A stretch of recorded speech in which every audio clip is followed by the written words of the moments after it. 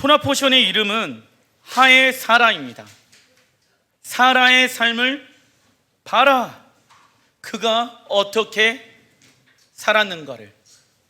그래서 사라의 삶을 알아야지 우리가 지금부터 앞으로 어떻게 살아가야 하는지 방향을 알 수가 있습니다. 단락 1번 창세기 21장 9절 시작. 사라가 본즉 아브라함의 아들 애굽 여인 하갈의 아들이 이삭을 놀리는지라. 그가 아브라함에게 이르되 이 여종과 그 아들을 내쫓으라. 이 종의 아들은 내 아들 이삭과 함께 기업을 얻지 못하리라 하므로 아브라함이 그의 아들로 말미암아 그 일이 매우 근심이 되었더니. 하갈의 아들 이스마엘이 이삭을 놀립니다. 그 모습을 본 사라는 아브라함에게 하갈과 이스마엘을 내쫓아야 한다라고 말합니다. 이는 어떠한 모습으로 비춰지냐면 마치 사라가 이스마엘을 질투하는 모습으로 보여진다라는 것입니다. 그런데 여기서 우리가 조심해야 될 부분들이 있습니다. 이것을 단순히 사라가 하갈과 이스마엘을 질투하는 것으로만 해석하면은 그 뒤에 사라가 왜 이러한 일들을 결정했는지에 대해서 잃어버릴 수도 있게 되어집니다. 이러한 모습들은 단순한 질투하는 모습으로만 해석하면 안 됩니다. 왜냐하면 사라에게 있어서 중요한 것은 10절 후반절에 보게 되어지면은 그 종의 아들 하갈의 아들 이스마엘은 내 아들 사라의 아들 이삭과 함께 무엇을 얻지 못하기 때문에, 적어놔 주십시오. 하나님 나라의 기업을 얻지 못하기 때문입니다. 하나님의 나라의 기업을 얻을 수 있는 사람은, 자, 이스마엘은 무엇으로 난 자녀입니까? 육으로 난 자녀입니다. 그래서 하나님의 것과 세상 육의 것은 연합되어질 수가 없습니다. 왜냐하면 거룩이라는 것은 구별되어지다 이거든요. 사라는 알고 있는 것입니다. 무엇을요? 자신의 욕심으로 낳은 그 아들. 왜냐하면 그 당시에는 모든 종들은 그 주인에게 소속되어져 있는 것이거든요. 그래서 하갈이 아브라함의 자식을 낳았지만은 그 자식은 원래 사라의 자식과 같은 아이였습니다. 그래서 마치 자신의 친아들처럼 이 이스마엘을 키웠다라는 것이죠. 근데 여호와께서 말씀하시는 거예요. 무엇을? 네가 아무리 좋아하고 네가 아무리 그 아이를 사랑한다고 하더라도 나는 나의 계획은 무엇인지 아니? 너를 향한 나의 계획은 무엇인지 아니? 나는 사라 너를 통하여서 나의 나라의 기업들을 줄 하나님의 백성들을 일으킬 것이란다. 그 하나님의 계획을 사라는 정확하게 알고 있었습니다. 그래서 이삭과 이스마엘이 함께할 수 없었다는 것을 알고 있었습니다. 왜냐? 하나님 나라의 기업은 약속의 자녀들, 믿음의 자녀들만이 하나님 나라의 기업을 얻을 수가 있기 때문에, 단순히 인간적인 어떠한 질투심으로 이 이스마엘을 질투한 것이 아니었다라는 것이죠. 뭔가 하나님의 때와 사인이 있었기 때문에 사라는 그 하나님의 때가 이때라는 것을 알게 되어진 것입니다. 그래서 과감하게 마음이 아프더라도 이스마엘을 내보내야 하는 상황이 벌어지는 거예요. 하갈의 아들 이스마엘은 믿음으로 낳은 아이가 아니다. 무엇으로 낳은 아이입니까? 육으로 낳은 아이입니다. 그래서 사라는 하갈의 아들을 통해 하나님 나라의 기업을 이어갈 수 없다라는 것을 정확하게 알고 있었습니다. 이처럼 우리가 믿음으로 살아갈 때 갈등하고 고민할 때가 있죠. 좋아하는 것을 끊어야 할 때도 있고 이별의 아픔을 겪어야 할 때도 있습니다. 그때 우리가 무엇을 선택해야 하는 순간이 왔을 때 이것이 믿음의 위협인지 아니면 육이 원하는 것인지를 분별할 수 있어야 합니다. 육의 것이 아무리 좋은 것이 우리의 삶 가운데 오더라도 그것이 믿음의 유업으로 보게 되어졌을 때는 하나님이 우리에게 주시는 것이 아닐 수도 있다. 그래서 욕심으로 얻게 되어지고 육으로 얻었던 것들을 내려놓는 것이 굉장히 힘들어지는 거예요. 사라가 단순간에 이스마엘을 내쫓은 것이 아닙니다. 그가 성장하고 자랄 때까지 알고 있었어요. 언젠가는 이 아이를 나의 장막에서 내보내야 한다는 것을. 왜? 하나님은 믿음의 자손을 통하여서 하나님이 아브라함과 사라에게 자식들을 주시겠다라고 약속하셨잖아요. 그 자식을 통하여서 하나님의 나라를 세우기로 결정하셨잖아요. 누가요? 하나님이. 그런데 하나님의 계획과 하나님의 뜻이 인간의 계획과 인간의 뜻을 연합할 수가 없지요. 사라는 알고 있었습니다.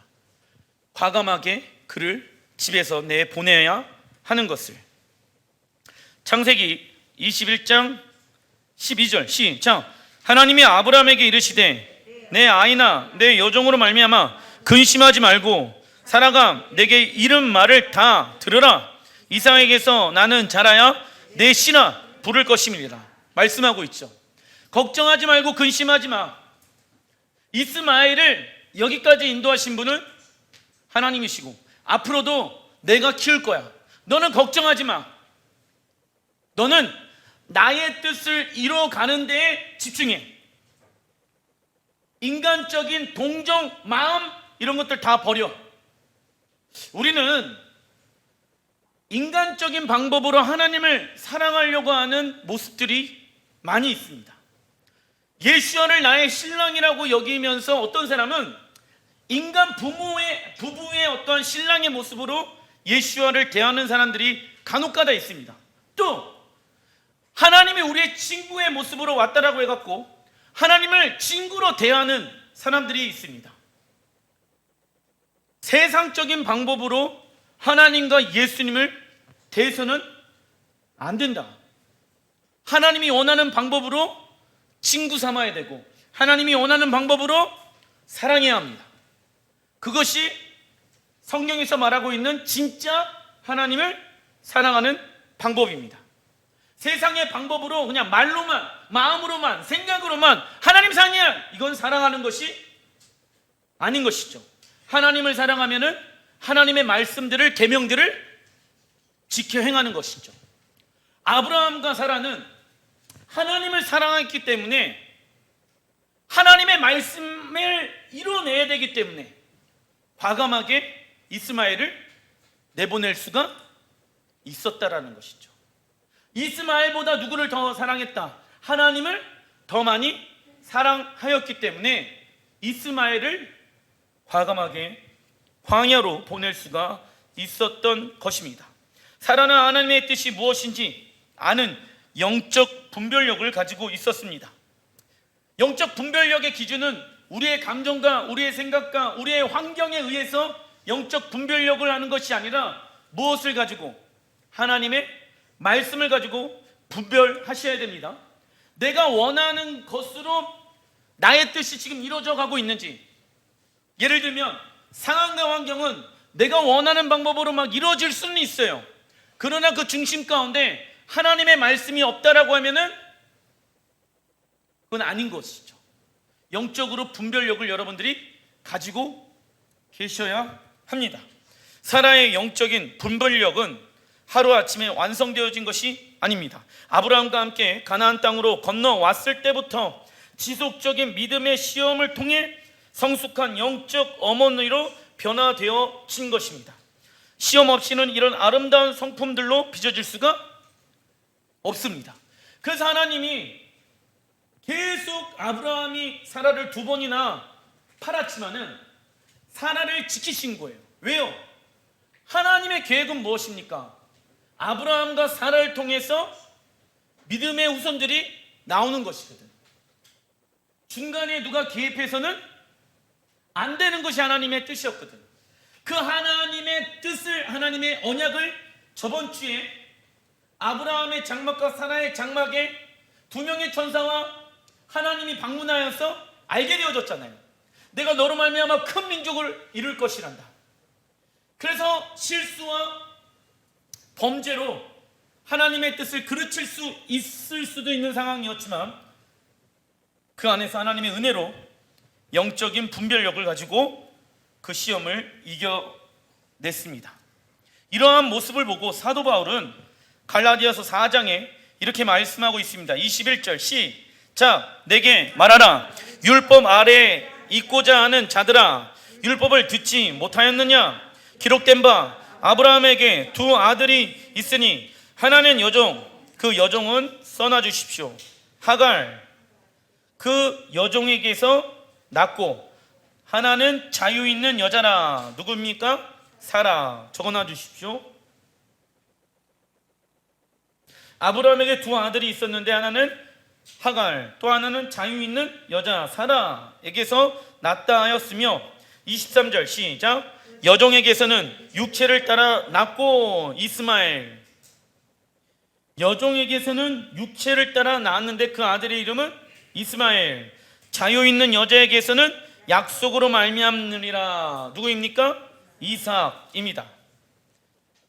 자, 율법 아래 있고자 하는 자들의 뜻은 율법을 지키고 준행하는 자들을 얘기하는 것이 아니라 적어놔 주십시오. 율법의 행위로 무엇을 얻으려고 하는 자들입니까? 구원을 얻으려고 하는 자들을 지금 사도 바울이 얘기하고 있는 거예요. 갈라디아 교회에 두 가지의 분류의 사람들이 있었어요. 첫 번째는 율법의 행위로 구원을 이루어간다. 유대인들을 뜻하겠죠.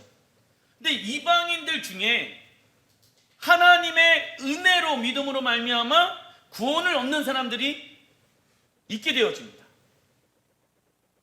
근데 교회 안에 전통 유대인이 예수야를 믿게 되어진 거예요. 사도 바울의 전도를 통해서.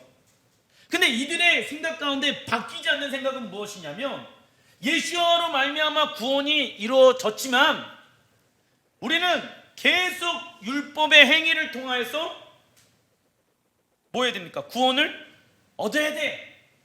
이런 가르침이 그 안에 있었다라는 것이죠.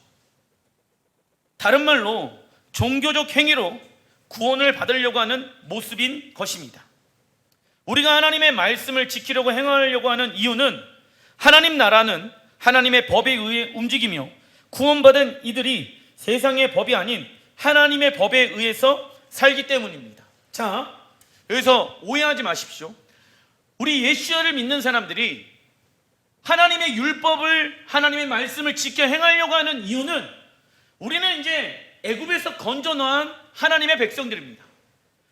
그래서 하나님 나라의 백성이 된 우리는 하나님의 법에 의해서 살아가는 방법을 배워야 합니다. 왜냐하면 이 땅에 하나님의 나라가 완성되어질 때 하나님의 나라는 무질서하게 움직이는 것이 아니라 하나님의 법, 말씀에 의해서 움직이기 때문에.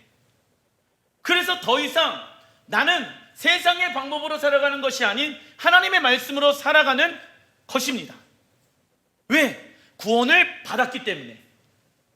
구원을 받기 위해 말씀을 지켜 행하는 것이 아니라 구원을 이미 받았기 때문에. 누구를 통해서?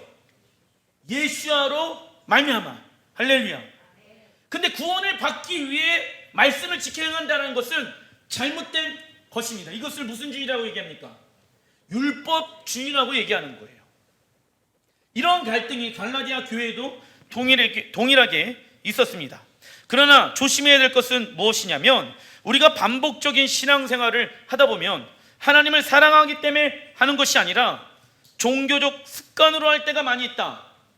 적어놔 주십시오. 종교의 영이죠. 종교의 악한 영은 존재한다라는 것입니다. 믿음으로 말미암아 구원을 얻었어요. 절대적인 하나님의 은혜로. 근데 이 시대에 어떤 사람들이 있냐면 내가 하나님 앞에 종교적인 어떤 행위를 통하여서 종교적인 의무를 다했다라고 생각하는 사람들, 그래서 나는 천국에 갈 수 있다라고 생각하는 사람들이 많이 있다라는 것입니다. 그 당시에도 예배 드리고 제사 드리고 기도하면은 어디 간다라고 생각합니까? 천국 간다라고 생각한다. 이 시대에도 동일하죠. 교회 가면 11조 하면은 예배 드리면은 어디 간다라고 생각합니까? 나는 당연히 천국 갈 수 있다라고 생각한다는 것이죠. 그런데 그러한 가르침들은 종교의 영에 사로잡힐 수가 있는 것입니다. 이는 종교적인 행위는 하고는 있어요. 그러나 하나님을 만나는 기대감, 사모함을 갖지 못하게 만들며 모든 종교적인 행위는 무엇하다고 생각합니까? 지루한 거예요.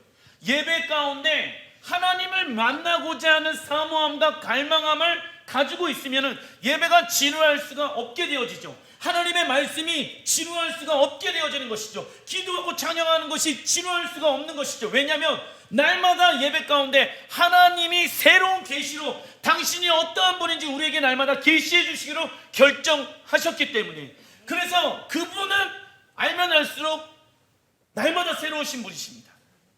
그분의 능력, 그분의 아름다움, 그분의 선하심, 그분의 인자하심, 그분의 심판, 그분의 위협, 그분의 공의, 그분의 정의를 알면 알수록 신앙생활이 재미있을 수밖에 없게 되어집니다. 그러나 종교의 영은 모든 종교적 행위는 지루하다라고 생각하게 만든다. 갈라디아서 4장 24절 시작. 이것은 비유니 이 여자들은 두 언약이라. 하나는 시내의 산으로부터 종을 낳을 자니 곧 하갈이라. 이 하갈은 아라비아에 있는 시내의 산으로서 지금 있는 예루살렘과 같은 곳이니 그가 그 자녀들과 더불어 종노릇하고. 이 부분을 좀 집중하셔야 됩니다. 사도 바울은 두 여자들은 두 언약이라고 말하고 있지요. 이게 무엇을 의미하는 것일까요? 그중 하나의 언약은 시내산으로부터 맺은 언약입니다. 25절 보게 되어지면 하갈은 시내산으로서 지금 있는 예루살렘과 같은 곳을 뭐라고 얘기하냐면, 적어놔 주십시오. 시내산으로서 지금 있는 예루살렘과 같은 곳은 산에 들인 기관을 뜻합니다. 이 산에 들인 기관은 시내산 언약인 모세의 율법에 근거하여 만들어진 기관이며 이스마엘 또는 이방인들이 아브라함의 자녀가 되기 위한 개종의식 할례를 집행하는 기간을 말합니다. 이게 이해되십니까? 그래서 시내산에서 지금 있는 예루살렘 같은 곳이니 이런 얘기가 나오는 거예요. 시내산에서 모세가 무엇을 받아요? 토라를 받죠. 그래서 모든 이방인들이 하나님의 자녀, 즉 아브라함의 후손이 되어지기 위해서는 개종의식, 할례를 행해야 된다. 지금 그걸 얘기하고 있는 거예요. 이게 하나의 언약이래. 첫 번째 언약. 이해되시죠? 사내들인에 의해 개종하게 되면 그 사람은 사내들인의 권위 아래 들어가는 것과 같습니다. 그래서 그는 사내들인의 모든 결정과 명령을 따라야 합니다. 즉 토라 외에 모든 장로들의 무엇까지 전통까지 지켜야 하는 것이에요.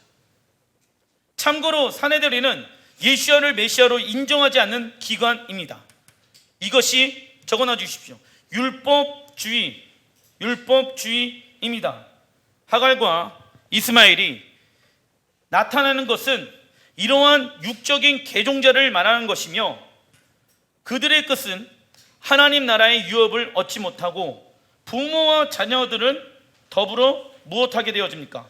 종노릇하게 되어진다라는 것이에요.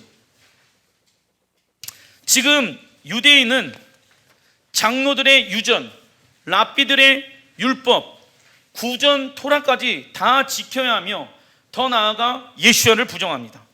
그래서 지금의 유대인의 어머니는 누가 되는 걸까요? 사도 바울의 입장은 이거예요. 이게 정확한 거이겠죠. 이게 이해되십니까? 그리고 두 언약 중 또 다른 하나의 언약은 적어놔 주십시오. 아브라함과 맺었던 언약으로 어떠한 개종 의식 없이 무엇으로 말미암아 구원을 얻게 되어집니까? 믿음으로 말미암아 구원을 얻게 되어지는 것입니다. 이는 유대인이든지 이방인이든지 믿음으로 구원받은 자는 모두 무엇이 되어지는 것입니까? 이삭이 되어지는 것입니다. 자, 사도 바울이 이 두 가지의 언약에 대해서 두 여자의 언약이다라고 얘기한 이유에 대해서 여러분들 정확하게 알고 계셔야 됩니다. 첫 번째는 시내산에서 맺었던 그 언약이 예루살렘의 그 법을 집행하는 기관 산헤드린에서 개종자가 되려면은 개종 의식인 무엇을 행해야 된다? 할례를 행해야지 아브라함이 후손이 될 수 있어, 이렇게 가르쳤다고.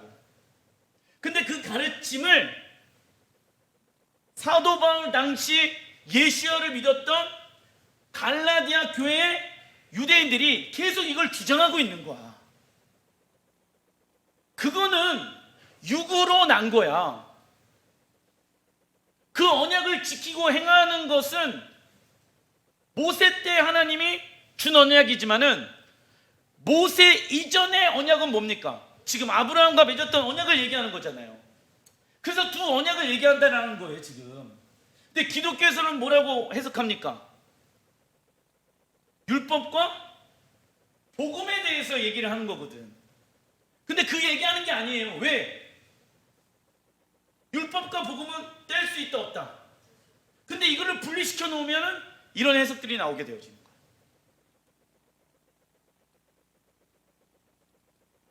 그래서 너희들이 아브라함의 자손이 되어지기를 원하니? 믿음으로 말미암아 자손이 될 수가 있는 거야. 그런데 그 당시 갈라디아 교회 성도들 중에 예수야를 영접한 유대인들은 계속 뭘 주장하고 있습니까? 할례 행해야 돼. 그래야지 구원을 얻을 수가 있어. 이 얘기를 했단 말이야. 근데 사도 바울은 그거 잘못됐어. 그러면 너의 어머니는 누구다? 하갈이야. 육으로 너는 계속 너의 구원을 이루어가려고 하는 거잖아. 그런데 구원은 어떻게 시작되어집니까? 전적인 하나님의 은혜로 믿음으로 말미암아 구원이 시작되어지잖아요. 그래야지 아브라함의 자손이 될 수가 있다라는 것을 얘기하고 있습니다. 그래서 뭐라고 사도 바울이 얘기하냐면 갈라디아서 4장 28절 시작, 형제들아 너희는 이삭과 같이 약속의 자녀라 라고 나와 있죠. 우리는 누구다? 이삭이다. 왜? 믿음으로 말미암아, 예수야를 믿음으로 말미암아 아브라함의 후손이 되어졌고 우리는 이삭이다 라고 얘기하고 있습니다. 우리는 이삭의 계보로 들어가는 것입니까? 아니면 이스마엘의 계보로 들어가는 것입니까? 이삭입니다. 그러나 어떠한 이들은 이 두 언약의 내용을 적어놔 주십시오. 율법과 복음으로 해석합니다. 당시 사도 바울 시기에는 신약 성경은 존재하지 않았으며 오직 무엇만 가지고 있었다. 그러니까 사도 바울이 이 갈라디아서를 썼을 때에는 구약을 근거를 가지고 썼단 말이에요. 신약은 아직 있지도 않았어. 그런데 어떤 사람은 구약과 신약 두 언약, 구약은 옛 언약, 신약은 새 언약. 그런데 미안하게도 갈라디아서는 AD 50년에서 60년도에 쓰여졌다는 것이죠. 그렇게 해석하면은 심각한 오류가 생기게 되어집니다. 그리고 또 어떤 이들은 두 언약의 대상을 적어놔 주십시오. 유대인과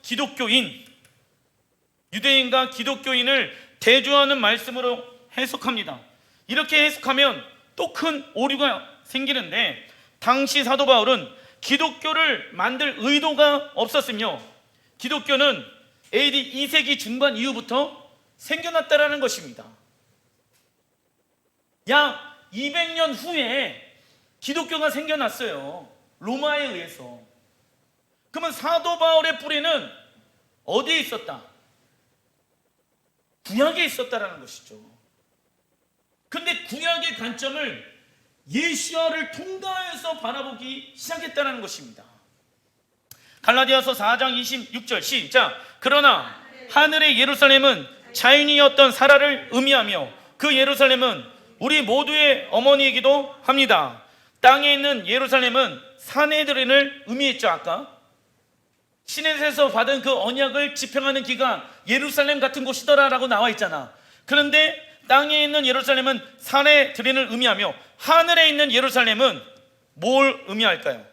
새 예루살렘. 적어놔 주십시오. 새 예루살렘을 의미합니다. 하늘의 예루살렘은 새 예루살렘을 의미하며, 그리고 자유인이었던 무엇을 의미한대요? 사라를 의미하며, 그 예루살렘은 우리 모두의 무엇과 같다? 어머니와 같기도 합니다라고 나와 있잖아요. 자, 갈라디아서 4장 26절 다시 한번 읽어보겠습니다. 시작. 그러나 하늘의 예루살렘은 자연이었던 사라를 의미하며 그 예루살렘은 우리 모두의 어머니이기도 합니다. 이해되세요? 사라는 예루살렘을 의미하며 그 예루살렘은 하늘에 있대. 그 하늘에 있는 예루살렘을 요한계시록에는 뭐라고 얘기합니까? 새 예루살렘이라고 얘기한다고. 바울은 사라와 새 예루살렘과 연관시켜 언급하고 있습니다. 우리가 예수야를 통해 믿음으로 말미암아 아브라함의 자손이라면 사라는 우리의 무엇이 되는 것입니까? 어머니가 되는 것입니다. 그런데 교회 다닌다, 그 교회 다니는 것만으로 구원이 있다라고 하면은 그건 우리 엄마는 누구다? 하갈이 되는 거예요. 그런데 우리 어머니가 사라라고 한다라고 믿고 그 사라가 새 예루살렘을 의미한다는 것을 믿는다. 왜 믿을까요? 이 땅에 새하늘과 새 땅, 새 예루살렘이 이루어질 것을 나는 믿기 때문에. 그러면 믿는 사람들의 어머니가 누가 됩니까? 사라가 되어지는 거예요. 사라는 예루살렘을 의미한다. 그래서 너희들은 믿음으로 살래? 육으로 살래? 이 결정을 해야 된다. 그래서 하의 사라, 이번 주간 사라의 삶을 하나님이 우리에게 요청하고 계시는 것입니다. 즉 예수야를 믿는 자들은 이삭과 같이 약속의 자녀로 부르심을 받았으며, 우리는 적어놔 주십시오. 예루살렘의 딸과 동시에 사라의 딸이 되는 것입니다. 예루살렘의 딸과 동시에 사라의 딸이 되어지는 것입니다. 그래서 아가서에 보게 되어지면 예루살렘의 딸들아, 뒤에 뭐라고 나오니까 너는 시커멓고 못생겼지만 너무나 아름답다. 십자가 복음이 있지 않으면 너희들의 삶의 검은 모습들은 아름답지 못하게 되어져. 예루살렘의 딸들아, 또 얘기하잖아요. 그가 어디에 있는지 찾아다오. 우리가 예수아가 언제 이 땅 가운데 오실 것인지, 예루살렘의 딸들인 우리가 예수아를 찾아야 된다고.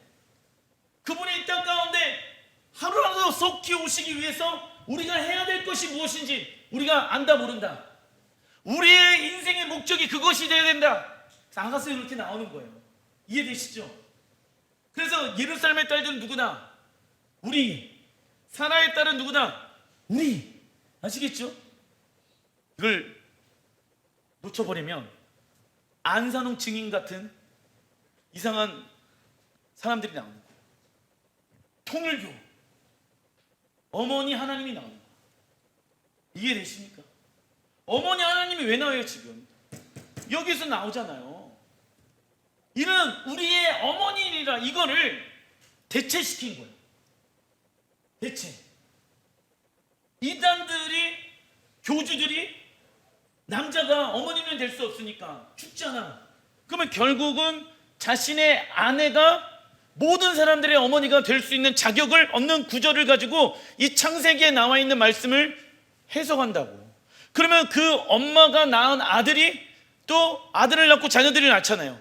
그러면 계속 그 이단들은 잘못된 것을 사람들에게 가르치고 있는 것입니다. 정확한 어머니에 대한 해석이 나오지 않으면 이스라엘을 빼잖아요. 사라를 빼잖아요. 그럼 이런 해석이 나올 수가 없겠죠. 성경은 예루살렘의 딸들에 대해서 이렇게 말씀하고 있습니다. 베드로전서 3장 6절 시작. 여러분은 선을 행하고 아무리 무서운 일도 두려워하지 않으니 사라의 딸이 된 것입니다. 베드로는 그리스도인들이 사라의 딸이 되었다고 말씀하고 있습니다. 즉 그리스도인들이 사라의 딸이 되어져서 사라의 장막의 유업을 받아야 한다. 이는 예루살렘으로 왕으로 거하실 예수아를 기다리는 것을 뜻하며 새하늘과 새 땅, 새 예루살렘이 이 땅에 임하게 되어졌을 때 예수와 함께 사라의 장막인 새 예루살렘 성전으로 들어가게 될 것입니다. 그때까지 예수와의 신부로서 가나안과 혼합해서는 안 되며 믿음과 순결한 신앙을 지켜야 하며 바벨론에서 완전히 건져 나와야 합니다. 그런데 이 구절을 가지고 이단들은 어머니 하나님을 주장하기도 한다. 왜요? 이스라엘에 대한 해석이 배제가 되어져서. 창세기 23장 1절 시작. 사라가 127세에 살았으니 이것이 곧 사라가 누린 횟수라. 창세기 23장은 사라가 127살까지 살았다고 말씀합니다. 이는 사라가 90세에 이삭을 출산하였고 127세에 죽었으니 사라가 죽을 때 이삭의 나이는 127 빼기 90살 37세입니다. 그리고 창세기 22장과 23장은 연결되어진 구조로 쓰여져 있습니다.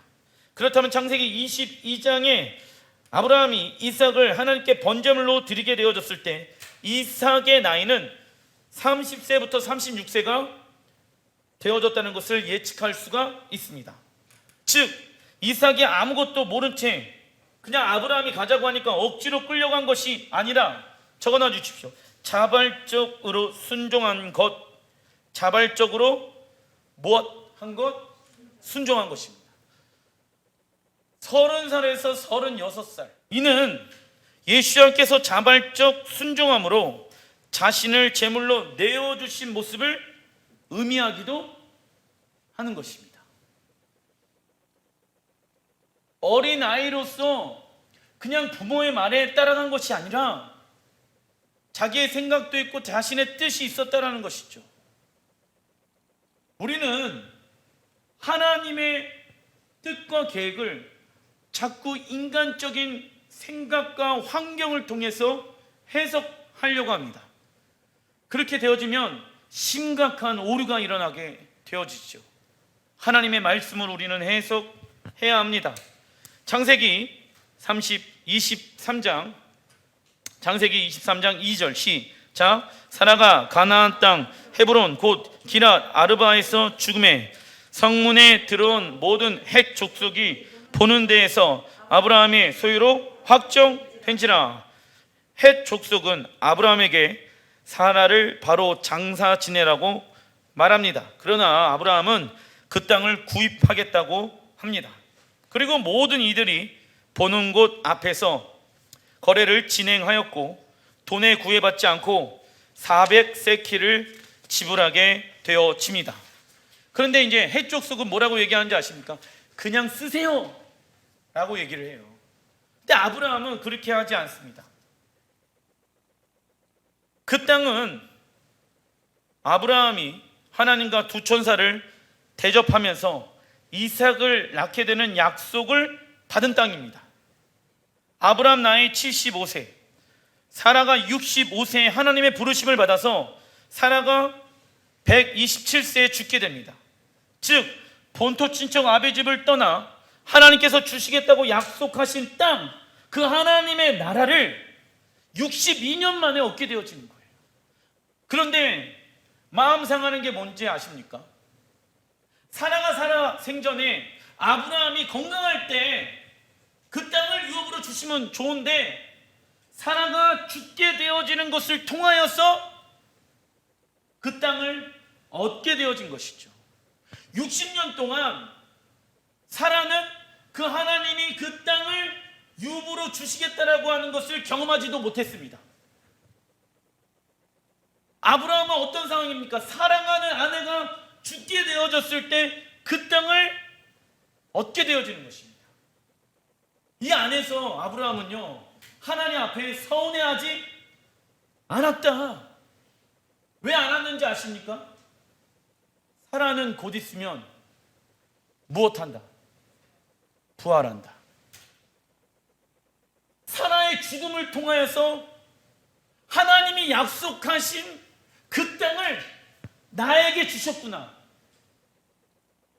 주변에 있는 헷 족속은 그냥 가져, 그냥 장사 지어 라고 하는데, 아브라함은 그 당시 400세켈이라고 나와 있죠. 그것은요, 그 당시 종을 10명에서 15명 정도를 살 수 있는 굉장히 큰 금액이거든. 기도했겠죠. 뭘 기도했습니까? 하나님께서 자손을 주시겠다. 이삭을 하나님께 받았죠. 복을 주시겠다. 복을 받았죠. 그런데 한 가지 그 약속이 이루어지지 않았어. 그게 뭡니까? 땅에 대한 약속인 거야. 그런데 하나님이 그 땅을 어떻게 해줬습니까? 사라의 죽음을 통해서 줬다라는 것이죠. 인간적으로 봤었을 때는 이런 방법 말고요, 모두가 다 살아있었을 때, 모두가 다 건강했었을 때 하나님의 뜻을 이루면 참 좋은데, 하나님은 우리가 원하는 방법으로 일하시지 아니하시고 하나님이 원하는 방법으로 일하십니다.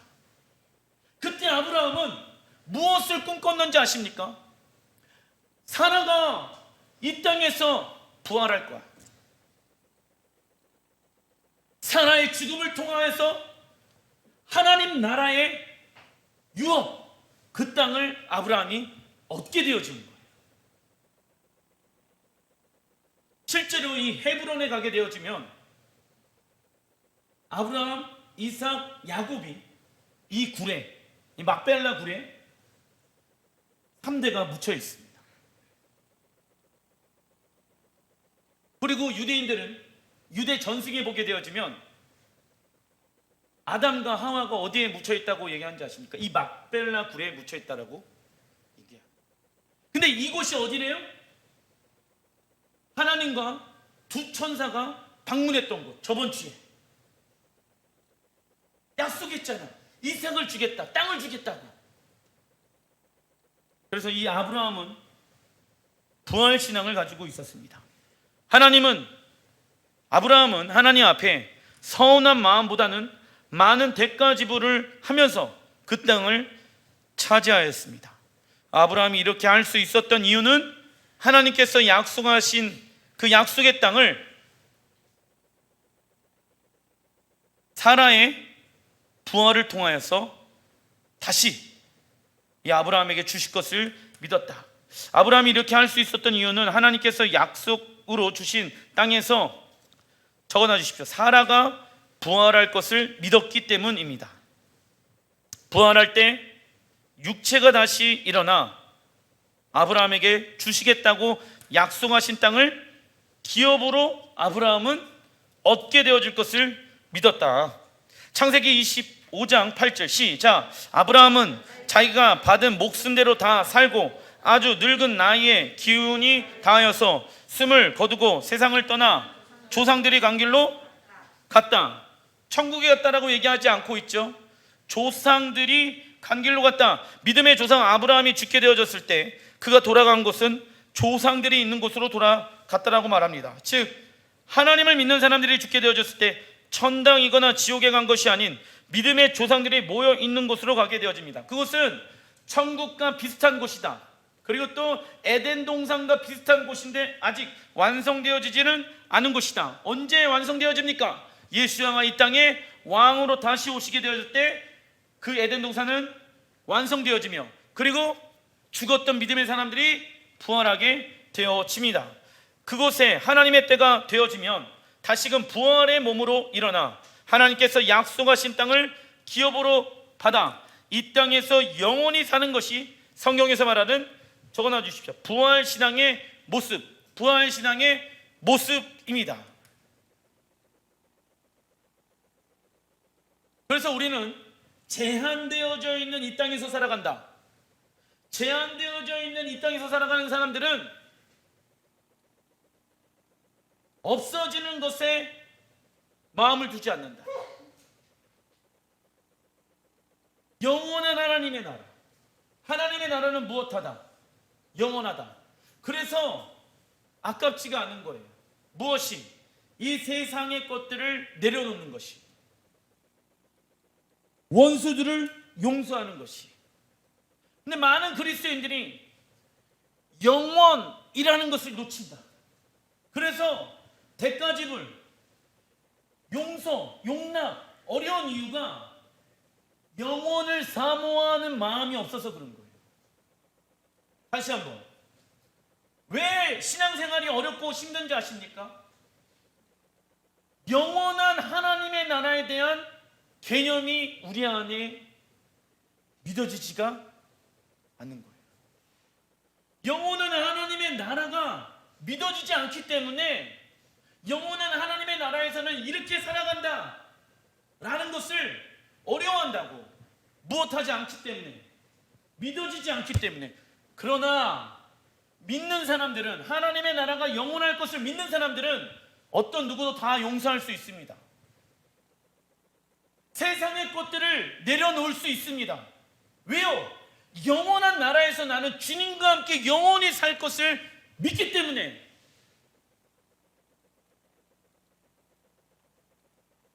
근데 영원한 것을 생각하지 않는 믿음은 하나님의 나라에 대해서 헌신할 수가, 용서할 수가 없게 되어집니다.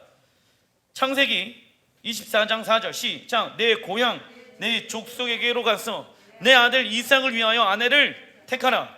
아브라함의 마지막 미션은 이삭의 아내를 구하는 것입니다. 이삭이 예수야를 상징한다면 리브가는 무엇을 상징합니까? 신부. 우리를 상징하는 거야. 예를 들어서. 그러면 신부의 조건은 다음과 같습니다. 첫째, 시작. 신부는 가나안 족속의 딸 중에서 찾아서는 안 됩니다. 가나안 족속들 안에서 이 신부감을 아브라함이 찾았는데 하나님을 믿는 사람이 아무도 없더라 라고 나오거든. 그게 어디로 갑니까? 고향으로, 아브라함의 원래 고향으로 가요.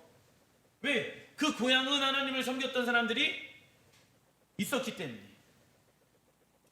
둘째, 시작. 신부는 아브라함과 동일한 속성과 덕성과 믿음을 지니고 있어야 합니다. 무슨 얘기냐? 리브가가 아브라함이 보낸 그 종을 엄청 섬겨요. 이 종이 하나님 앞에 기도를 하는 거예요. 이삭의 아내가 누구인지를 나는 모릅니다. 그러나 내가 누군가를 만나게 되어졌을 때 그가 나에게, 그리고 낙타에게 물을 준다라고 하면은 그가 하나님이 이삭에게 예비되어진 신부라는 것을 내가 믿겠습니다. 근데 왜 물인지 아십니까? 그 당시 물은요 굉장히 귀하거든. 그런데 사람 먹기도 부족한 그 물을 낙타에게까지 준다는 것은 굉장히 큰 헌신을 의미해요. 그런데 리브가가 물도 그 종들에게 주고요, 낙타에게도 그 물을 줍니다. 어떠한 성품이 있습니까? 이웃을 사랑하는 성품이 있었습니다. 셋째, 신부는 영적으로 더럽히지 않는 순결한 자가 되어야 합니다. 넷째, 시작. 신부는 바벨론에서 이스라엘로 건너온 자라야 합니다. 이는 세상의 시스템에서 하나님 나라의 시스템으로 살아가는 자를 말합니다. 요한계시록에 보면 두 여인이 나오는데 순결한 예루살렘과 큰 음녀 바벨론이 나옵니다. 우리는 예수님의 신부로서 순결한 예루살렘의 딸이 되어야 합니다. 바벨론의 딸은 세상의 시스템으로 살아가며 거짓 종교의 영으로 살아가는 자입니다. 아멘. 그래서 리브가가 이 종의 말에 어떻게 하는지 아십니까? 즉각적인 순종을 해요. 기도 좀 해보고요, 이런 얘기 아니에요. 아, 하나님이 보낸 사람이구나. 이삭 얼굴도 보지 않았어요. 그리고 또 이삭이 얼마나 많은 부를 가지고 있는지 보지도 않았어요. 뭘 봤습니까? 그 하나님을 섬겼던 모습들을 본 것이죠. 창세기 24장 60절 시작. 리브가에게 축복하여 이르되 우리 누이여 너는 천만인의 어머니가 될지어다. 내 씨로 그 원수의 성문을 얻게 할지어다. 이삭이 리브가를 인도하여 그의 어머니 사라의 장막으로 들이고 그를 맞이하여 아내로 삼고 사랑하였으니 이삭이 그의 어머니를 장례한 후에 위로를 얻었더라. 이스라엘로 건너온 신부 리브가는 새로운 장막을 만드는 것이 아니라 사라의 장막지기로 세움을 받게 되어집니다. 이는 사라의 딸이 되어 사라의 비전을 물려받는 것이 되며 사라의 장막이 회복되어집니다. 부활을 의미하죠. 사라의 장막이 무엇되어진다? 부활되어진다. 사라의 장막의 회복은 예루살렘 성전이 이 땅의 새 예루살렘 성전으로 회복되어질 것을 예언적으로 말씀하고 있습니다. 말씀을 마무리를 짓겠습니다. 그러면은 우리 또한 그 사라의 장막의 부르심을 받은 사람들입니다. 즉 새하늘과 새 땅 새 예루살렘을 위하여 살아가는 자들이 누구입니까? 우리라는 것이죠. 이게 우리의 신앙의 본질이 되어야 한다. 터가 높고 아름다운 성, 만왕의 왕이신 예수님께서 거하실 수 있는 장막을 준비하라. 그러면 항상 우리의 마음 가운데 본향 어디? 예루살렘을 사랑하는 마음을 가져야 되며, 그게 사라가 가졌던 사라의 장막의 비전이었다고. 사라는 알고 있었습니다. 무엇을요? 마지막 때 하나님의 나라가 어떻게 완성되어지는지를 알았다고. 보잘것없이 초라했던 사라의 장막이었지만 사라는 그 장막에서 뭐 하는지 아십니까? 왕이신 신랑이신 하나님께서 이 땅을 통치하고 다스릴 것을 바라봤다고. 그리고 그 왕이신 예수와께서, 하나님께서 어디 안에 거하신다? 사라의 장막 안에 왕으로 입성하실 것을 믿었다고. 왜? 사라의 장막은 어디니까? 예루살렘이니까. 그래서 이 하나님 나라에 대한 완성의 그림을 정확하게 사라는 가지고 있었고, 그 사라의 비전을 이어간 사람이 이삭의 아내 리브가가 되어지는 거예요. 그들이 왜 3대째 아브라함, 이삭, 야곱이 지금 왜 그 땅에 그 3대가 묻혀 있는지 아십니까? 무슨 신앙? 그 땅에 임할 하나님의 나라가 되어지면 그들은 부활하여서 왕이신 예수야를 맞이할 것을 믿었기 때문에. 그런데 제가 아까 계속 말씀드렸던 그 앞에 부분들이 있잖아요. 두 언약이 있는데 이 시대 많은 이들은 육적으로 하나님의 나라를 생각하고 있어요. 육으로, 믿음으로 말미암아 살아가는 것이 아니라, 그리고 사라의 장막으로 하나님이 우리를 부르시고 계시는데, 그 사라의 장막으로 우리가 들어가 하나님께서 사라에게 계획해 놓으신 비전을 놓쳐버리게 되어지는 것이죠. 그러면은 우리는 어디로 못 들어갈까요? 사라의 장막은 새 예루살렘을 뜻하잖아. 그러면 우리는, 우리의 어머니는 하갈이 되어집니다.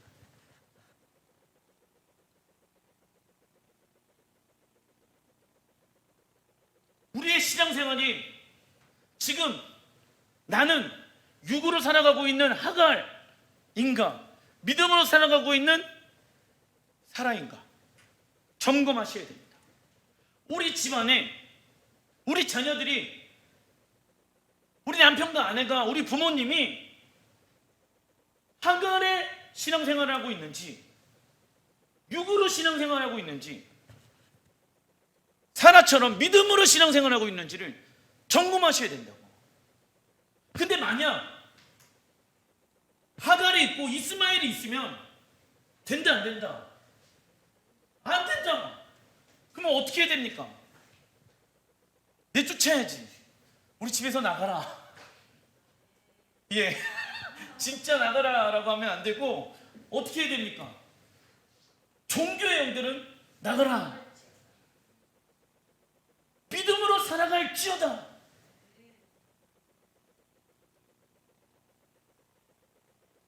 그래서 하나님이 우리 교회 공동체가 저는 이 부르심 안에 있다고 믿습니다. 이번 주간 이 부르심인 거예요. 저는 계속 저 안에서 싸우는 것들은 뭔지 아십니까? 내 안에서 자꾸 그 기존의 교회에 대한 생각들과 이미지들을 계속 버리는 것이 제 싸움이에요. 교회 성장도 해야 되고 사람들도 많이 와야 되고, 근데 하나님은 그렇게 하지 말라고 말씀하시는 거예요. 그렇게 하면은 하나님이 원하는 것을 이뤄낼 수가 없다고 말씀하십니다. 그런데 놀라운 것은 뭐냐면 네가 원하는 방법으로 교회를 이끌어가려고 하지 말고 하나님이 원하시는 방법으로 교회를 이끌어가라. 그러면 내가 책임져 줄 거야. 그런데 인간적인 눈으로 보게 되어졌을 때는 내가 원하는 방법으로 이렇게 이끌어가면 안 될까요? 그러면 조금 더 좋아질 것 같고 조금 더 힘을 얻을 것 같은데, 근데 하나님은 잘못됐어, 그렇게 하면 안 돼 라고 말씀하시는 거예요. 그래서 하나님이 어느 순간부터 저를 훈련시키는데 사람이 나가는 거에 대해서 두려움을 갖지 말아라. 너는 나의 길을 가라 말씀하시는 거예요. 그거를 훈련시켜야 된다. 사람에 의해서 움직이는 자가 아니라 하나님에 의해서 움직이는 훈련을 해야 된다. 그리고 너희의 장막 안에는 이 사라의 장막의 비전을 가지고 움직여야 된다. 너희들이 장차 임할 그 하나님의 나라의 큰 그림을 너희들은 가지고 있다. 그런데 그 그림을 가질 수 있는 자는 과감하게 내가 사랑하고 있는 이스마엘을 버려야 하는 것이죠. 그러한 자들은 하나님의 나라를 유업으로 얻을 수가 있습니다. 이것이 이번 주간의 하에라 사라입니다. 하나님 여러분들을 사라의 장막 지기로 부르시고 계십니다. 그리고 리브가를 부르신 것처럼 그 사라의 비전을 이어갈 수 있는 사람을 하나님이 찾고 계시는데, 리브가는요, 이삭은요, 그 비전을 알기 때문에 단 한 번도 애굽으로 안 데려간 사람이 되어집니다. 이삭은 움직이질 않아요. 그 장소에서. 아브라함은 막 애굽으로 넘어갔잖아. 야곱도 그렇고 도망치고 막 그러잖아요. 근데 이삭은 그 비전을 알고 있었기 때문에 움직이지 않습니다. 이 비전이 여러분들의 비전이 되어지기를 기도하겠습니다. 하나님, 우리의 신앙은